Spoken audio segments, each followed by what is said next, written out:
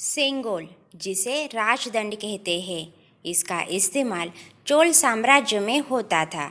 जब चोल साम्राज्य का कोई राजा अपना उत्तराधिकारी घोषित करता था तो सत्ता हस्तांतरण के तौर पर सेंगोल दिया जाता था।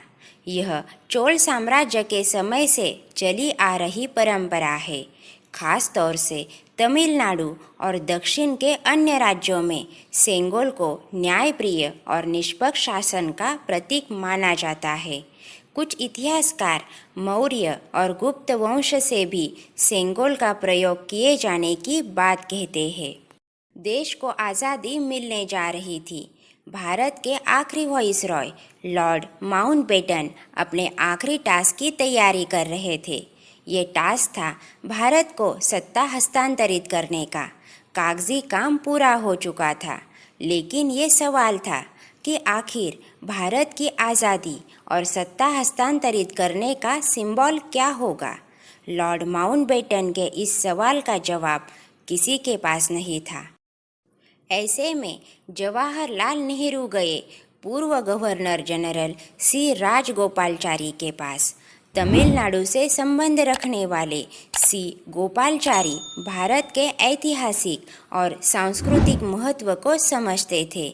उन्होंने बहुत विचार करके नेहरू जी को सेंगोल का नाम सुझाया। जवाहरलाल नेहरू को सुझाव पसंद आया। उन्होंने सी राजगोपालाचारी को ही इसकी जिम्मेदारी सौंपी। इसके बाद तमिलनाडु के सबसे पुराने मठ थिरुवावदुधुराई के 20वें गुरु महासन्निधानम श्री लाल श्री अम्बलवाण देसीगर स्वामी से संपर्क किया। वह बीमार थे, लेकिन उन्होंने इसकी जिम्मेदारी स्वीकार की। उन्होंने प्रसिद्ध जौहरी उम्मिड़ी बंगारू को सेंगोल बनाने के लिए कहा। आखिरकार चांदी का सेंगोल तैयार कराया गया। उस पर सोने की परत चढ़ाई गई, जिसके शीर्ष पर नंदी को विराजमान किया गया।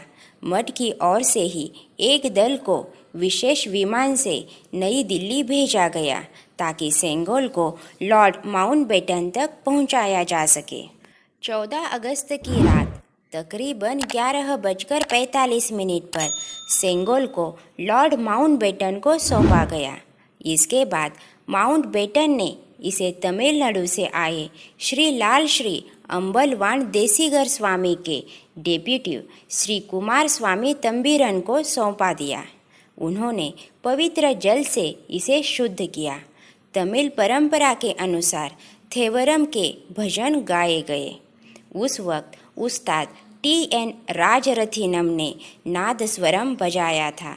श्री कुमार स्वामी थंबीरन ने अर्धरात्रि में ही जवाहरलाल नेहरू के माथे पर तिलक करके उन्हें सेंगोल सौंप दिया था, जो सत्ता हस्तांतरण का प्रतीक बना।